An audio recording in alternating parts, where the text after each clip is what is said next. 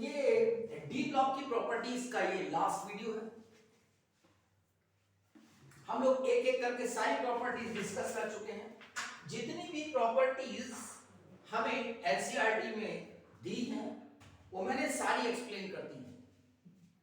अब ये जो बची हुई प्रॉपर्टीज हैं, छोटी छोटी प्रॉपर्टीज है लेकिन इंपॉर्टेंट है, बहुत इंपॉर्टेंट है, उनको हम यहां पर एक एक करके एक्सप्लेन कर रहे हैं। तो वो प्रॉपर्टीज क्या है? Magnetic properties, colour formation, complex compound formation, catalytic properties, formation of interstitial compounds और एलॉय फॉर्मेशन। हम ज्यादा बात ना करते हुए सीधे मुद्दे की बात करते हैं, यानी एलॉय फॉर्मेशन। एलॉय क्या है पहले उसको समझिए। एलॉय क्या है? एलॉय एक तरीके का सॉल्यूशन है। ये क्या है? सॉल्यूशन। सॉल्यूशन, और वो भी और उसको हम अच्छे से कहें तो it is homogeneous solution. Homogeneous solution का मतलब क्या होता है मैं भी बताता हूं। Homogeneous solution of two solids, यानी बेटा अगर हम बात करें सॉल्यूशन की तो एक दिमाग में तुरंत बात आती है कि हम पानी के अंदर शक्कर डाल दें, पानी के अंदर शक्कर डाल देते हैं तो हमें वो शक्कर दिखाई नहीं देती है। चीनी जो मीठी होती है उसको हम डाल देते हैं तो उसके अंदर हमको शक्कर दिखाई नहीं देती, उसको हम कहते हैं सॉल्यूशन। अगर मान लीजिए उसके अंदर शक्कर डालते जाएं और शक्कर दिखने लगे तो उसको हम कहते हैं सैचुरेटेड सॉल्यूशन। फिर वो होमोजीनियस नहीं बचेगा। होमोजीनियस का मतलब है उसमें हमें शक्कर दिखनी नहीं चाहिए। तो ऐसा तब होता है जब कोई एक चीज दूसरे में पूरी तरह मिल जाती है, चाहे वो क्यों ना इंसान हो या चाहे वो क्यों ना नॉन लिविंग थिंग्स हो, वो एक दूसरे में मिल जाते हैं। कब? जब उनकी प्रॉपर्टी सेम होती हैं मेरा बेटा, जब उनका नेचर सेम होता है तभी वो पूरी तरीके से एक दूसरे से मिलेंगे। अब यहां पर जैसे मैं बात कर रहा हूं एलॉय की, तो वही दो मेटल्स एक दूसरे के साथ मिल सकते हैं पूरी तरीके से जिनकी प्रॉपर्टी सेम हो। जैसे जब मैं बात करूं कि पानी में शक्कर क्यों डिसॉल्व हो जाती है, due to the hydrogen bonding, यानी उसके अंदर हाइड्रोजन बॉन्डिंग होती है जो कि दोनों का सेम नेचर है। सॉल्ट पानी में डिसॉल्व हो जाता है, क्यों? क्योंकि वाटर कैसा है? पोलर। सॉल्ट कैसा है? आयनिक। दोनों सेम प्रॉपर्टीज। ऐसे ही जब एलॉय का फॉर्मेशन होता है, एलॉय का फॉर्मेशन के लिए क्या जरूरी है? देखिए, metals of the same size, यानी इसका मतलब हुआ मेटल्स ऑफ सेम रेडियाई। उनका रेडियाई अगर एक दूसरे से मैच करता है, कुछ प्रॉपर्टीज मैच करती हैं, तो वो एक दूसरे में पूरी तरीके से डिसॉल्व हो जाएंगे और होमोजीनियस मिक्सचर बना लेंगे। और उस होमोजीनियस मिक्सचर को हम क्या कहते हैं? एलॉय। आगे अब ये जो एलॉय हम बात कर रहे हैं ट्रांजिशन मेटल्स की, अब ये ट्रांजिशन मेटल्स क्या करते हैं?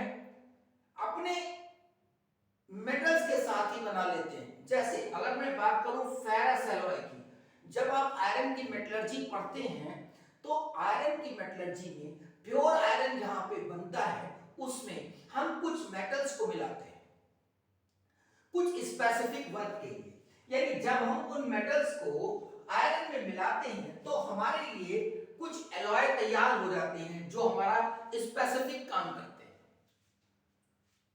चाहे हम नाइफ की बात करें, चाहे स्टेनलेस स्टील की बात करें, हर एक में अपने प्रॉपर्टीज के हिसाब से, हमारी यूटिलिटी के हिसाब से, हमारे यूज के हिसाब से हम एलॉय तैयार कर लेते हैं। जैसे फेरस एलॉय में हम क्रोमियम डालते हैं, वेनेडियम डालते हैं, मैग्नीज, मोलिब्डेनम, टंगस्टन, ये सब उसके साथ एलॉय बनाते हैं। कुछ ऐसे भी हैं कि जो transition metal non transition metal के साथ मिलकर के भी एलॉय बनाते हैं। कब बनाएंगे? जब साइज और कुछ प्रॉपर्टीज उनकी सेम होंगी। तो यहां पर देखिए, जब नॉन ट्रांजिशन मेटल्स के साथ बनाएगा तो वो एलॉय क्या है? जैसे जिंक क्या है? जिंक नॉन ट्रांजिशन मेटल है, वो कॉपर के साथ बनाता है alloy, that is known as brass. ऐसे ही ये पी ब्लॉक एलिमेंट है, टिन। टिन क्या है? पी ब्लॉक एलिमेंट है, यानी इसका मतलब ये नॉन ट्रांजिशन एलिमेंट हुआ, नॉन ट्रांजिशन मेटल हुआ। ये कॉपर के साथ बनाता है, इसको क्या कहते हैं? ब्रॉन्ज। तो मैंने भी आपको ये बताया कि एलॉय क्या होता है? It is the solution of two metals of almost same size, यानी same radii with some specific properties. और मैं एक बात और बता दूं, ये जो एलॉय होता है, एलॉय का मेल्टिंग पॉइंट भी हाई होता है जैसा मेटल्स का, यानी alloy will also possess high melting point. अब मैं बात करता हूं formation of interstitial compound. Interstitial compound क्या है? इंटरस्टिशियल कंपाउंड वो होता है जो मेटल के क्रिस्टल में, यानी जो क्रिस्टल लैटिस है, क्रिस्टल लैटिस का मतलब distribution of atoms in specific manner, यानी इन स्पेसिफिक ऑर्डर।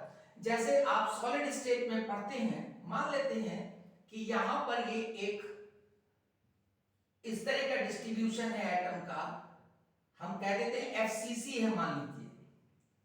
मान लीजिए एफसीसी है, कोई मेटल है जो कि एफसीसी में डिस्ट्रीब्यूटेड है, यानी इसका मतलब कॉर्नर्स पर रखे हैं एटम्स और फेस के सेंटर्स में रखे हैं। अब मैंने क्या किया, ये मैंने देखो ये फेस सेंटर, ये फेस सेंटर और ये तीनों फेस सेंटर हमने मिला दिए और इसको कॉर्नर के से कुछ इस तरह बना दिया, इस तरह। तो ये हमको एक खाली जगह मिल गई बेटा, विसिनिटी मिल गई। यानी अगर आप देखेंगे तो यहां पर मैं इसको दिखा सकता हूं आपको, देखो ये एटम बेटा, ये एटम, ये एटम, ये हो गया कहां पर? Face centre, face centre, face centre. ये कहां पर है? कॉर्नर पर, ये कॉर्नर पर, ये कॉर्नर हो गया, ये फेस सेंटर के हो गए। अब देखो इसके बीच में अगर मैं इसको ऐसे शेडेड कर दूं तो ये यही है बेटा जो दिखाई दे रहा है। तो इसके बीच में क्या होगा? कुछ जगह होगी, तो कुछ जगह होगी, जैसे ये तुम्हारे जमीन पे है, ये इसको ऐसे रखते हैं हम, तो ये बीच में जगह दिखाई दे रही है। ये जो जगह है इसको कहते हैं विसिनिटी, कह देते हैं, यानी खाली जगह है, इसी में कोई और बाहरी एटम आके बैठ जाता है। तो जब ये खाली जगह में आके कोई ऐसा एटम बैठ जाएगा जिसका साइज छोटा होगा, तो ये जो अंदर का स्पेस, इसको कहते हैं इंटरस्टिशियल स्पेस। और जब ये इसमें बैठ जाएगा तो क्या करेगा? इसको मजबूत कर देगा, यानी इस जगह को भर के क्या करेगा? इसको मजबूत कर देगा। यानी इसका मतलब हाई मेल्टिंग पॉइंट। जब इंटरस्टिशियल स्पेस में कोई एलिमेंट आके बैठ जाता है, उसको मजबूत कर देता है, मेल्टिंग पॉइंट बढ़ जाएगा, हार्ड हो जाएगा, यानी वो जगह भर जाएगी तो हार्ड हो जाएगा, टाइट हो जाएगा। और कुछ बोराइड्स ऐसे होते हैं बेटा, इंटरस्टिशियल कंपाउंड्स, बोराइड्स, कुछ बोराइड्स ऐसे होते हैं जिनकी हार्डनेस डायमंड के बराबर हो जाती है। और मानी बात है, जब इस तरह से ये भर जाएगा तो केमिकली इनर्ट होंगे, यानी आसानी से फिर रिएक्शन नहीं करेंगे। लेकिन एक बात इंपॉर्टेंट है, इसकी कंडक्टिविटी वैसी रहती है जैसे कि मेटल की होती है, क्योंकि conductivity is depend on the free electron. Okay, तो ये यहां पर मैंने आपको समझाया फॉर्मेशन ऑफ इंटरस्टिशियल कंपाउंड। अब बात आती है कि कुछ इनके एग्जांपल्स की बात कर लिया जाए। अब देखो ये हाइड्रोजन, कार्बन और नाइट्रोजन, ये छोटे साइज के एलिमेंट हैं जो कि इंटरस्टिशियल स्पेस में फिट हो जाते हैं। जैसे आप Fe3H लिख सकते हैं, Fe3C। ये वाला जो आपको इंटरस्टिशियल कंपाउंड मिलता है, जब आप आयरन की मेटलर्जी पढ़ते हैं तो आयरन की मेटलर्जी में आपने देखेंगे आप कि जब ब्लास्ट फर्नेस से निकलता है आयरन, ब्लास्ट फर्नेस से जब आयरन निकलता है तो एक अलग से ग्रे आयरन बनता है, ग्रे आयरन। तो ग्रे आयरन में क्या होता है? Gray iron is the iron in which carbon is trapped. Carbon is trapped in interstitial space of iron. यानी कुछ इस तरह का ग्रे आयरन। ऐसे ही Mn का होता है, ऐसा बन सकता है, नाइट्रोजन इसमें ट्रैप हो जाता है, नाइट्रोजन का भी साइज छोटा होता है, और ऐसे तमाम सारे हैं। जैसे टाइटेनियम में कार्बन ट्रैप हो जाता है, तो ऐसे तमाम सारे हैं। ठीक है, यानी 4 मैग्नीज के एटम में एक नाइट्रोजन फंस गया करके, 3 आयरन के एटम्स के बीच में एक कार्बन फंस गया, इस तरीके से इंटरस्टिशियल स्पेसेस में। तो यानी इंटरस्टिशियल जो फॉर्मेशन का कारण है वो ये कि ट्रांजिशन मेटल्स में जो लैटिस होता है, जो क्रिस्टल होता है, उसके बीच में जो खाली जगह है उसमें छोटे element like hydrogen, carbon, nitrogen ये ट्रैप हो जाते हैं और उनको हम कहते हैं इंटरस्टिशियल कंपाउंड। तो ट्रांजिशन मेटल्स इंटरस्टिशियल कंपाउंड्स बनाते हैं। अब आगे आते हैं, बहुत इंपॉर्टेंट प्रॉपर्टी है कैटालिटिक प्रॉपर्टी। अब कैटालिटिक प्रॉपर्टी दो वजह से होती है बेटा। एक वजह है इसमें प्रेजेंस ऑफ अनपेयर्ड इलेक्ट्रॉन और दूसरी है variable oxidation state. Variable oxidation state की बात करूं तो हम लोग लास्ट वीडियो लेक्चर्स में बात कर चुके हैं variable oxidation. Variable oxidation state में क्या है देखिए, क्यों होता है, क्योंकि इसमें अलग अलग स्टेबिलिटीज पाई जाती हैं उनके सबशेल की। जैसे आयरन D6S2, हमने क्या किया, एनर्जी दी। जब हम एनर्जी देंगे 2 इलेक्ट्रॉन निकल गए, ये वाले दोनों इलेक्ट्रॉन निकल गए, तो क्या हो जाएगा +2, ये क्या हो जाएगा D6S0, यानी दोनों इलेक्ट्रॉन निकल गए। अब फर्दर एनर्जी दी और एनर्जी दी, तो अब क्या होगा, अब एक इलेक्ट्रॉन निकल जाएगा और ये बन जाएगा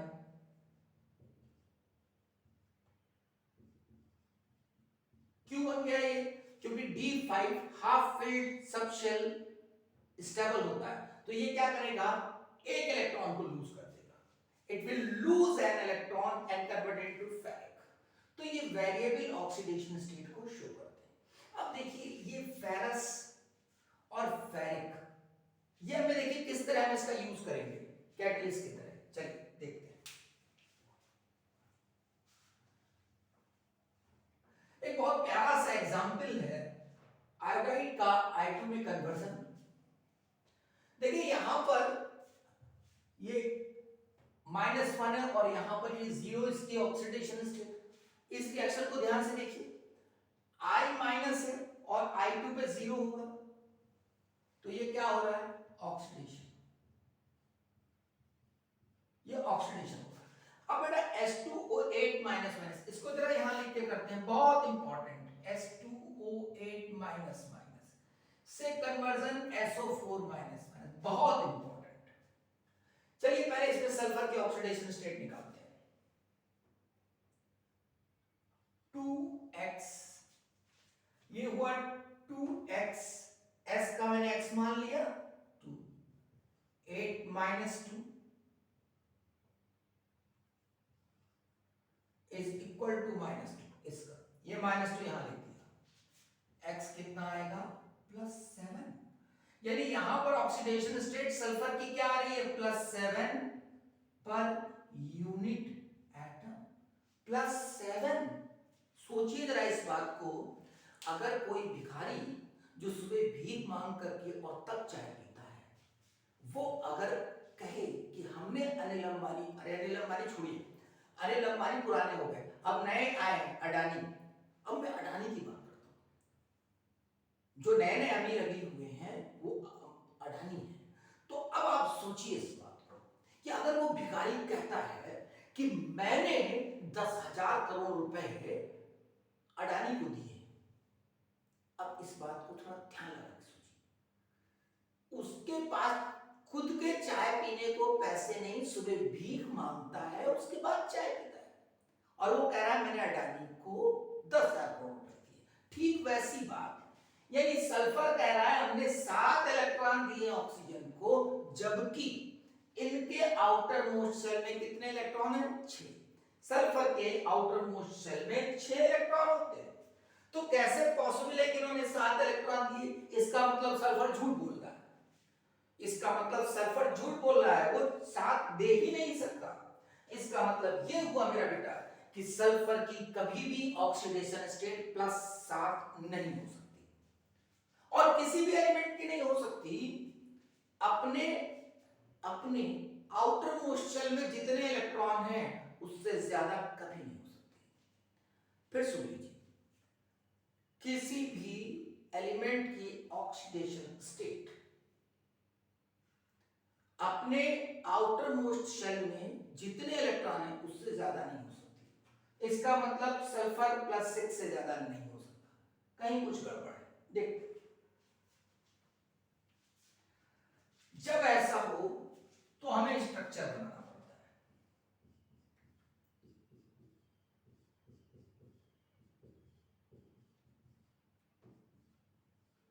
3 और 3 6, 3 और 3 6 ऑक्सीजन यूज हो गया, बचे 2, ऐसे हो गए। अब देखिए, सल्फ ऑक्सीजन -2, इस ऑक्सीजन ने 2 इनके इलेक्ट्रॉन खींचे, ये वाले 2, इस ऑक्सीजन ने इनके लिए 2 वाले इलेक्ट्रॉन खींचे, इस ऑक्सीजन ने खींचा, और इस ऑक्सीजन ने 1 इलेक्ट्रॉन ये खींचा, यानी इसका मतलब +6। अब देखिए, इस ऑक्सीजन ने इसका 1 इलेक्ट्रॉन खींचा अपनी तरफ, और जैसे ही खींच करके इधर देखता है तो ये क्या कहता है? ये ऑक्सीजन कहता है कि तुम मुझको इनके जैसा ना समझ लेना, अगर तुम मेरा इलेक्ट्रॉन खींचोगे तो हम तुम्हारा इलेक्ट्रॉन खींचेंगे, और उतनी ही ताकत से खींचेंगे। इसका मतलब इन वाले इलेक्ट्रॉन में कोई डिस्प्लेसमेंट नहीं होगा, इनमें कोई डिस्प्लेसमेंट नहीं होगा, और अगर नहीं होगा तो यहां पर -1 होगा, क्योंकि इन दोनों के इलेक्ट्रॉन के रेस्पेक्ट में कोई ऑक्सीडेशन स्टेट नहीं बनी। इसकी वजह से -1 और इसकी वजह से -1, ऐसा ही यहां पर।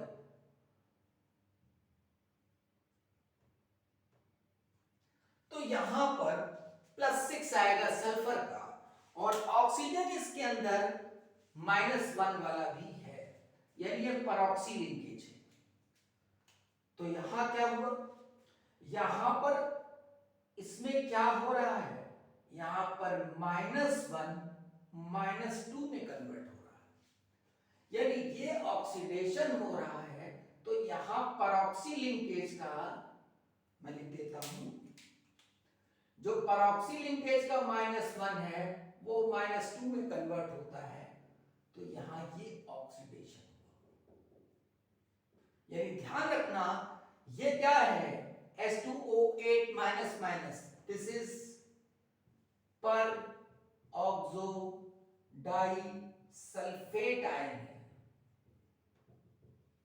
दिस इज पर ऑक्सो डाई सल्फेट आयन, और पर ऑक्सो डाई सल्फेट आयन में परऑक्सी लिंकेज होता है, जिसमें ऑक्सीजन की -1 ऑक्सीडेशन स्टेट होती है, जो कि -2 में बदल गई। तो यहां पर जो रिएक्शन मेनली ये हो रहा है, यानी -1 इज कन्वर्टेड इनटू -2, यानी यहां पर ये रिडक्शन हो रहा है, रिडक्शन। ध्यान रखना, कभी भी परऑक्सो डाइसल्फेट हो और वो सल्फेट में कन्वर्ट हो तो उसका रिडक्शन हो रहा है, और रिडक्शन कैसे? जो परऑक्साइड है वो ऑक्साइड में चेंज हो रहा है। ध्यान रहे, peroxide is change into oxide. खैर, ये तो बीच में अलग से बात आ गई, हम लोग तो बात कर रहे हैं कैटालिटिक प्रॉपर्टी की। देखिए, बहुत इंपॉर्टेंट।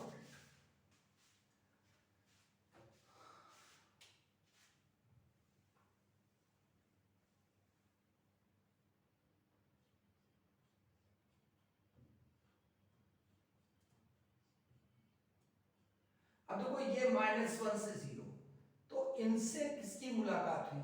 फेरिक की। फेरिक की मुलाकात हुई। देखिए कैसे करता है, मैं समझाता हूं।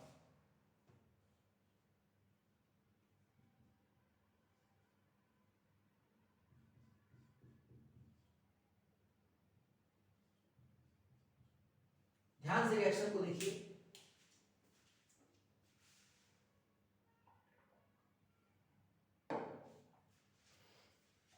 अब देखिए यहां पे 2 माइनस, तो यहां दोनों तरफ चार्ज को बराबर होना चाहिए। 2 माइनस और यहां 3 प्लस, यानी इधर नेट कितना हुआ +1, यहां +2 है।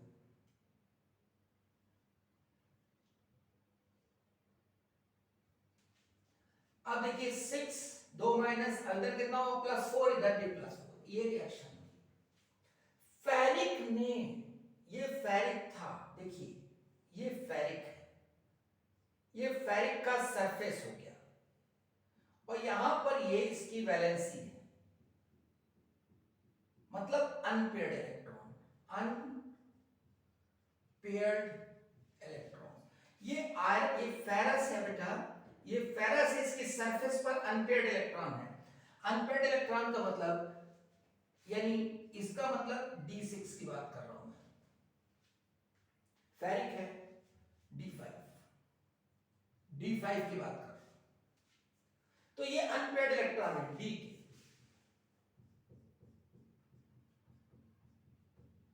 ये अनपेयर्ड इलेक्ट्रॉन। अब I आएगा तो जो I इसके ऊपर इस तरीके से टेम्परेरी बॉन्डिंग कर लेगा, इस तरह बॉन्डिंग कर लेगा, इन अनपेयर्ड इलेक्ट्रॉन के साथ बॉन्डिंग कर लेगा। इसको क्या कहते हैं? केमिजॉर्प्शन।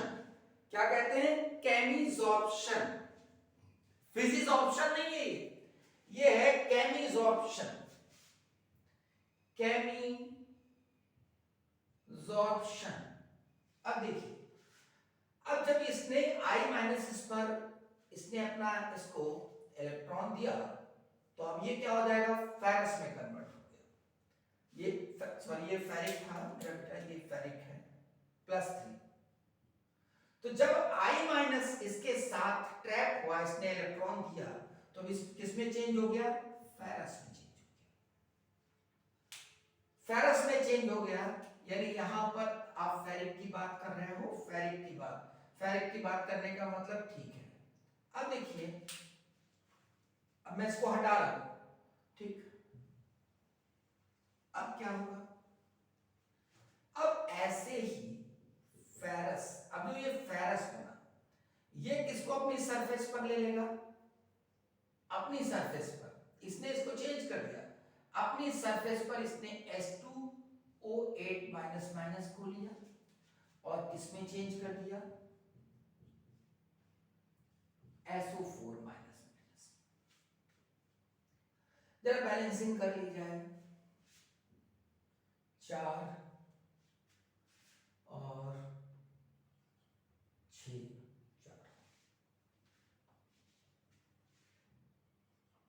2, तो ये 4 हुआ, 2 2 बचा, और ये 6 और ये 2 बचा। देखिए बैलेंस हो गया। अब अगर इसको हम लिखेंगे तो आयरन कट गया, रिएक्शन ये आ जाएगी, ये रिएक्शन आ जाएगी 2I minus plus S2O8 minus I2 plus 2SO4 minus 2 4। ये देखो बैलेंस में। अब यहां पर हम क्या लिखेंगे? फेरिक इसमें कैटलिस्ट हो गया, तो ये फेरिक, तो इसने क्या क्यों किया? इसने कैटलिस्ट की तरह काम क्यों किया? क्योंकि इसके पास अनपेयर्ड इलेक्ट्रॉन है बेटा, और ये वेरिएबल ऑक्सीडेशन स्टेट को शो करता है। तो पहले फेरिक फेरस में कन्वर्ट हुआ, फिर फेरस फेरिक में कन्वर्ट हो गया, और इसने रिएक्शन को कंप्लीट कर दिया, खुद रिएक्शन में पार्टिसिपेट नहीं कर रहा। ठीक है, ओके।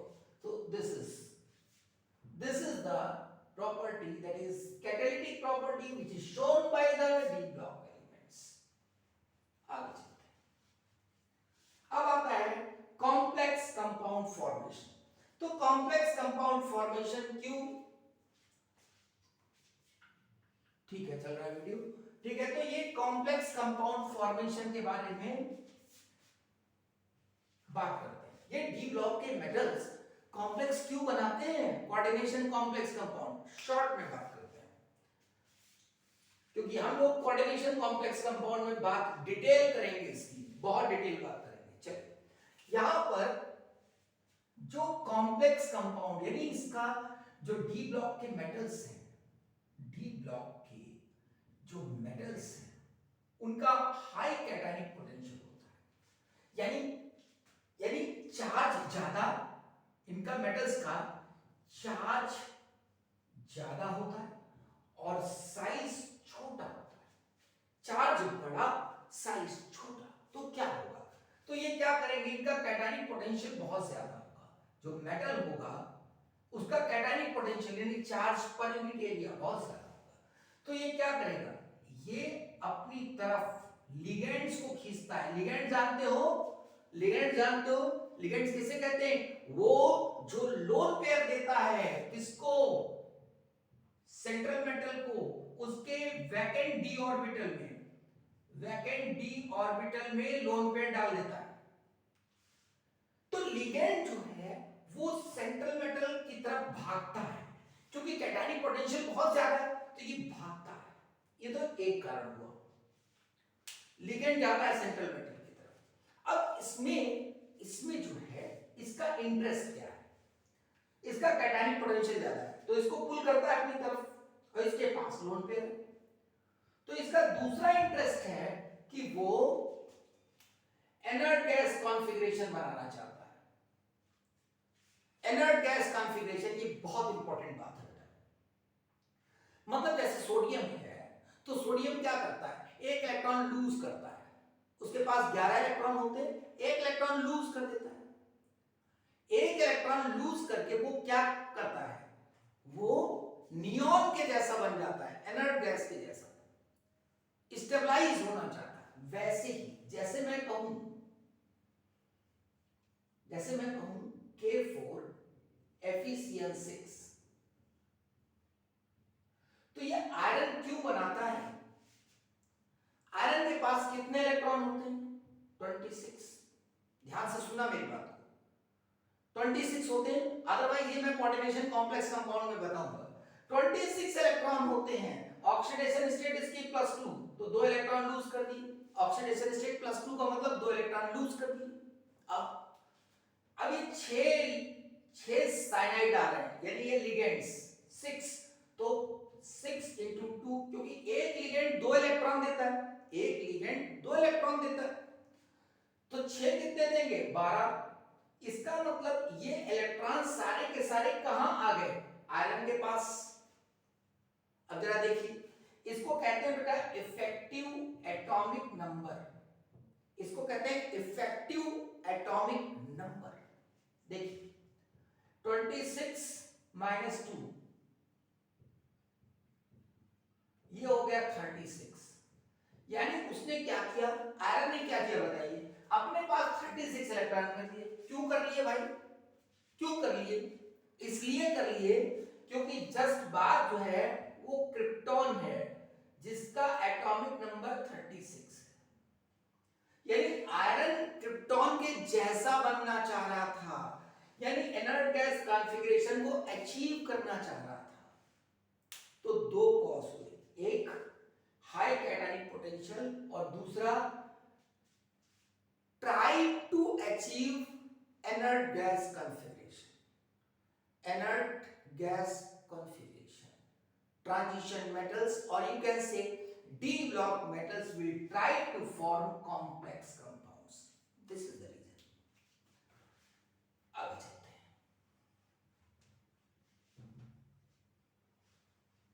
अब देखिए एक एक करके बातें खत्म हो रही हैं, रात का समय है, काफी टाइम हो चुका है, और वीडियो लेक्चर आगे बढ़ता जा रहा है।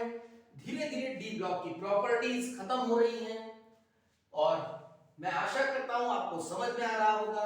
एक एक चीज को ध्यान से सुनिए, अपने आप उसे नोट करते जाइए, खुद भी अपने लॉजिक लगाते जाइए और बुक को सामने रखिए, पेन को सामने रखिए, कॉपी पर लिखते जाइए, नोट्स बनाते जाइए। ये बहुत इंपॉर्टेंट बात। अब बात करते हैं कलर फॉर्मेशन की। देखिए कलर फॉर्मेशन क्या होता है। देखिए जैसे बेटा अभी हम लोगों ने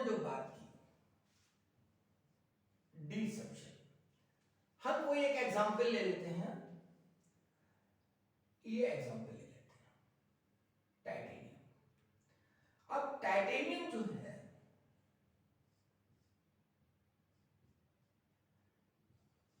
D2S2 D2S2 होता है इसका। अब अगर ये अपने इलेक्ट्रॉन को लूज करता है +3, तो इसका मतलब D1S0 ये हुआ। तो अब यहां पर जो D, बहुत ध्यान से सुन लीजिए इसको, ये इसके 5 ऑर्बिटल होते हैं, D के 5 ऑर्बिटल, 5 ऑर्बिटल होते हैं dxy dyz dzx dx square minus Y square and dz square. तो अगर हम बात करें कि ऑक्टाहेड्रल यानी टाइटेनियम H2O होल 6 की बात करूं मैं सपोज, और +3 ले लिया जाए। अगर मैं इसकी बात करूं तो ऑक्टाहेड्रल में क्या होता है, ऑक्टाहेड्रल में इन की जो स्प्लिटिंग होती है वो कुछ इस तरह होती है। देखिए सबसे पहले इसकी एनर्जी बढ़ेगी, टूटेगा नहीं, पहले एनर्जी बढ़ेगी। कब एनर्जी बढ़ेगी सुनिए, जब टाइटेनियम की तरफ, टाइटेनियम +3 की तरफ लिगेंड आता है, लिगेंड चलता है इधर की तरफ, तो एनर्जी इसकी बढ़ने लगती है। किसकी एनर्जी बढ़ने लगती है, डी सबशेल की एनर्जी बढ़ने लगती है। और देखिए एक पॉइंट तक एनर्जी बढ़ती है किसी भी चीज की। जैसे मान लीजिए एक डोरी लटका दीजिए, एक थ्रेड ले लीजिए डोरी, और उसके ऊपर कोई चीज टांग दीजिए, थोड़ा सा टेंशन आ जाएगा डोरी में, और टांग दीजिए, और टेंशन आ जाएगा, और टांग दीजिए, और टेंशन आ जाएगा, एक पॉइंट पे आके टूट जाएगा। यानी इसका मतलब लिगेंड जैसे जैसे जाएगा पोटेंशियल एनर्जी बढ़ेगी, इनकी एनर्जी बढ़ी, थोड़ा बढ़ गई एनर्जी, यहां पर आ गई, और करीब जाएगा तो क्या हो जाता है, ये स्प्लिट कर जाते हैं, ये टूट जाते हैं।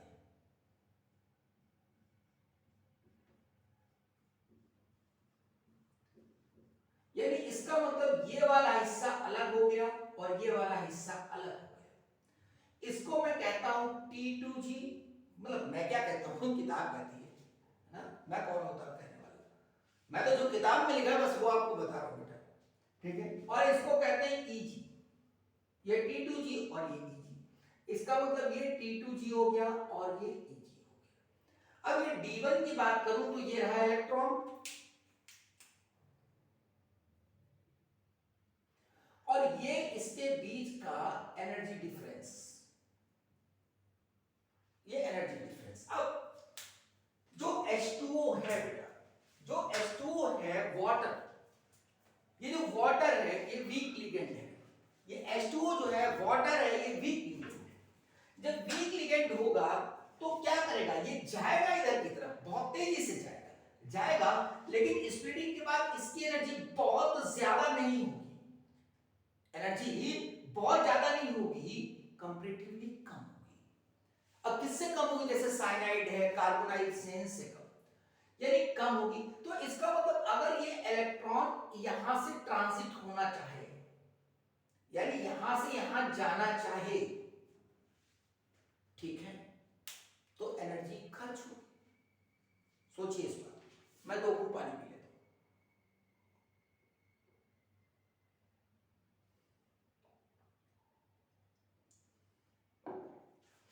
तो क्योंकि ज्यादा एनर्जी डिफरेंस नहीं, low energy difference, low energy difference, तो कम एनर्जी खर्च होगी, और एनर्जी प्रोपोर्शनल टू लैम्डा। अगर ये एनर्जी लेस है तो लैम्डा लार्ज होगा, यानी इसका मतलब कि जो वेवलेंथ कंज्यूम हो गई वो लार्ज वेवलेंथ होगी। तो हमारी आंखों तक कौन आएगी, जो बचेगी वेवलेंथ वही तो आएगी, जो वेवलेंथ बचेगी वो हमारी आंखों तक आएगी। तो लार्ज वेवलेंथ कंज्यूम हो गई, यानी वो रेड हो सकती है, येलो हो सकती है, तो जो हमारी आंखों तक आएगी वो लो वेवलेंथ आएगी। तो लो वेवलेंथ का मतलब ये होता है वायलेट कह सकते हो या पर्पल भी कह सकते हो, यानी जो वेवलेंथ कंज्यूम हो गई, जो वेवलेंथ कंज्यूम हो गई वो हमें नहीं दिखेगी, जो बची वो हमारी आंखों तक आएगी। This is the concept. फिर से एक बार सुन लीजिए, लो एनर्जी लेवल होगा, यानी जो एनर्जी खर्च होगी वो एनर्जी कम खर्च होगी इन ट्रांजिशन, यानी इसको कहते हैं DD transition, DD transition, DD transition, ये दोनों डी के। तो डीडी ट्रांजिशन जो होता है अनपेयर्ड इलेक्ट्रॉन का, किसका? अनपेयर्ड इलेक्ट्रॉन का। तो यानी कलर वहीं दिखेंगे जहां अनपेयर्ड इलेक्ट्रॉन होगा। तो देखो यहां लो एनर्जी, तो लो एनर्जी खर्च हो रही है, तो एनर्जी लो, तो वेवलेंथ लार्ज, यानी रेड कंज्यूम हो गया या येलो कंज्यूम हो गया, बचा कौन सा? लो वेवलेंथ। यानी इसका मतलब वो वायलेट, पर्पल इस तरीके का हो सकता है। तो इसका कलर वायलेट होता है, पर्पल, पर्पल या वायलेट। तो अब आप देखिए, ये इतना जो मैंने बताया डीडी ट्रांजिशन, ये आपको समझ में आया होगा कि कलर कैसे हमें मिलता है। तो जब अनपेयर्ड इलेक्ट्रॉन होंगे तो वो कलर शो करेगा, लेकिन अगर डी जीरो आ जाए, डी में कोई इलेक्ट्रॉन ना हो, या D10 हो, यानी मेरा बेटा अगर डी में अनपेयर्ड इलेक्ट्रॉन नहीं है तो वो कलर शो नहीं करेगा, यानी इसका मतलब कलरलेस, कलरलेस, ये colourless D0, scandium +3 colourless, Ti+4 colourless, ये मैंने रेड से मार्क कर दिया, और Zn के कोई भी कंपाउंड हो कलरलेस, D10, क्योंकि अनपेयर्ड इलेक्ट्रॉन नहीं, और ये जितने हैं सभी कलर शो करेंगे। तो कलर कब शो करता है? जब डी में अनपेयर्ड इलेक्ट्रॉन होता है। और क्यों शो करता है? डीडी ट्रांजिशन की वजह से। और जब लिगेंड वीक होगा तो लो एनर्जी ट्रांजिशन में जाएगी, यानी हाई वेवलेंथ कंज्यूम हो जाएगी, तो हमें आंखों तक कौन सी आएगी? लो वेवलेंथ। अब जनरली आप समझ सकते हो कि अगर H2O हमारा वीक लिगेंड है तो हमारी आंखों तक कौन सा? जनरली वायलेट कलर आएगा हमारी आंखों तक, और कंज्यूम कौन सा होगा? रेड है या येलो है, ये कंज्यूम होगा। अगर मैं बात करूं साइनाइड की बेटा, तो साइनाइड कैसा है? स्ट्रॉन्ग लिगेंड है, इट इज स्ट्रॉन्ग लिगेंड। तो इस केस में क्या होगा? हमारी आंखों तक रेड कलर आएगा या येलो आएगा, क्योंकि कंज्यूम कौन सा होगा? वायलेट, इंडिगो, इस तरह का कंज्यूम होगा। This is the main reason. बहुत ध्यान से इसको रिवाइज करिएगा। ओके, चलिए अब हम अपने लास्ट टॉपिक की तरफ चलते हैं, that is magnetic properties.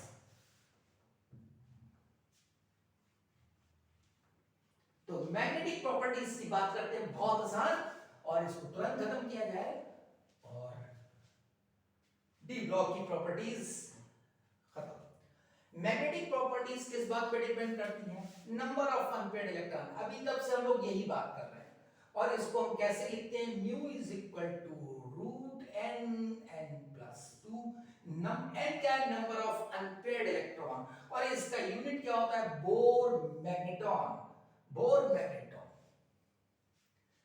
N is the number of unpaired electron. अब देखिए, अगर अनपेयर्ड इलेक्ट्रॉन है तो वो कैसा होगा? पैरामैग्नेटिक, नहीं है तो डायमैग्नेटिक। और अगर अनपेयर्ड इलेक्ट्रॉन एक्सट्रीम पे पहुंच जाए, number of unpaired electron extreme पे पहुंच जाए, तो डोमेन्स बना लेते हैं, और वो फिर फेरोमैग्नेटिक कहलाता है। इस केस में हम लोग इतनी ही बात करेंगे। तो ये मैं मान के चलता हूं कि सारी प्रॉपर्टीज बहुत अच्छे से तैयार होंगी, और बोल बोल के, जैसे मैं बोल रहा हूं, नोट्स बनाने के बाद इसको बोल बोल के रिवाइज करना है।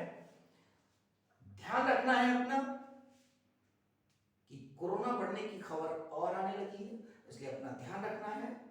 Keep distance, wash your hands, ठीक है, और हाँ, मास्क भी जरूरी है। इसी के साथ गुड नाइट, शब्बा खैर, शुभ रात्रि।